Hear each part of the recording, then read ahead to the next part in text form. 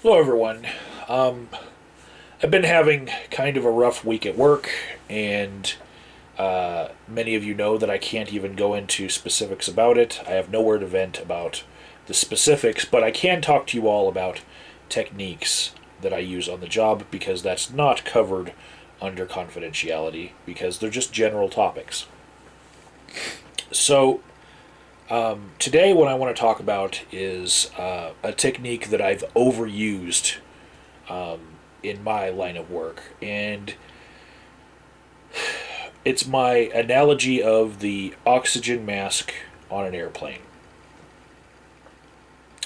What I use it for would be somebody that is being nickel and dimed by their family, somebody who is being overly generous and being taken advantage of by other people to the point where it's being a detriment in their lives, someone who's not paying attention to their own needs and their own self care, and they're trying to pay too much attention to everyone else, and all of the energy that they're putting into everyone else is taking away from them achieving their goals.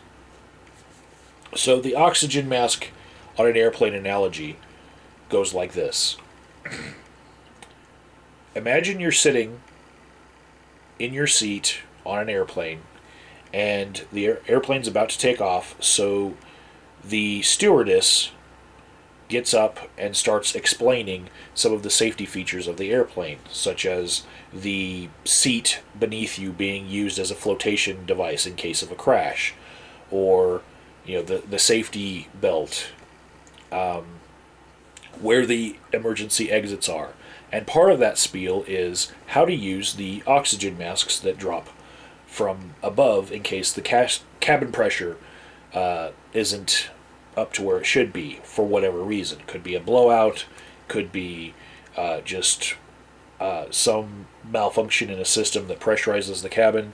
For whatever reason, these oxygen masks will drop, and the stewardess explains that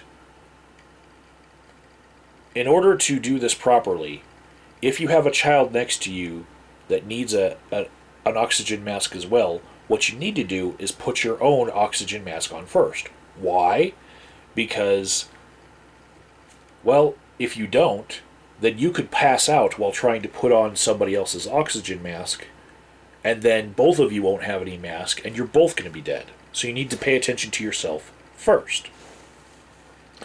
And you might not, in that moment, trust that the stewardess knows what she's talking about because she looks kind of ditzy. This is where she ended up in life, and she's not a rocket scientist. But, maybe some people will realize that what she's explaining is part of a curriculum that she has to give out that was written by aeronautical engineers and safety developers. So you should probably follow what she's saying. But because of your feelings about the stewardess, you might not grasp the concept because you don't trust her knowledge. You don't have any confidence in what she has to say to you. So maybe you're on this flight with no safety belt on because screw her, and you can swim. You don't need a flotation device. Even if the plane crashes, you'll just swim to shore, right? You're good. But in that moment when you're in a nosedive and your life is on the line, you need to pay attention to who you need to work on first, yourself or others.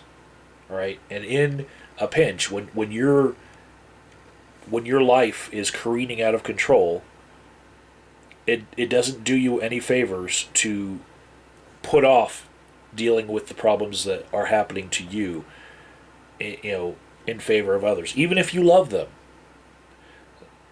it can be so detrimental that everyone's going to fail and everyone's going to perish. It's going to be the peril of everyone if you don't take care of yourself and do self-care first. Okay, that's the end of the analogy.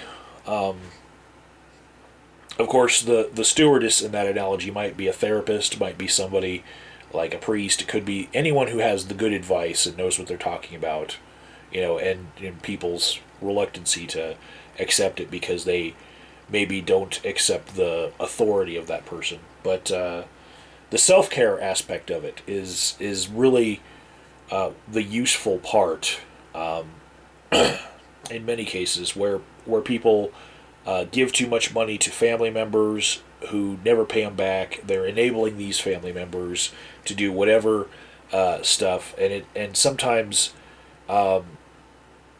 without that enabling, maybe the problem would go away because what they need to do is cut them off.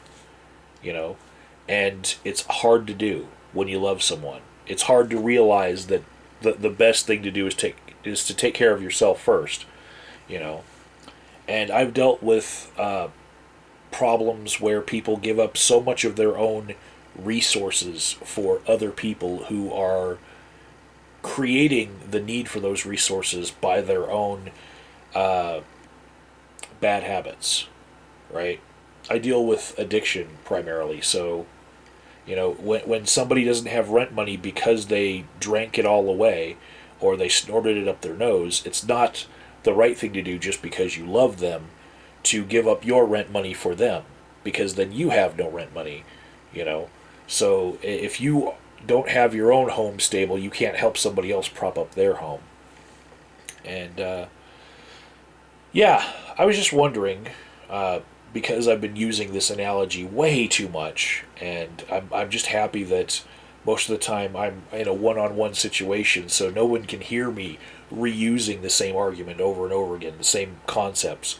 I'm just wondering if you guys have a similar analogy that I might be able to change things up with, and maybe something that's more applicable to different people, because one of the things I found about my analogy is that it falls a little flat on somebody who has never flown in an airplane before, maybe because of poverty, and it paints me as being the privileged person, even though most of my flights happened when I was in the army and I didn't pay for them and I was making shit for pay. It still makes me seem like I'm a little bit more privileged than somebody who has never been able to fly. So I really need some different analogies that might fit, slightly different people. But I keep on going back to the oxygen mask on an airplane because it's right there. And yeah, just been thinking. Help me out here. Comment below.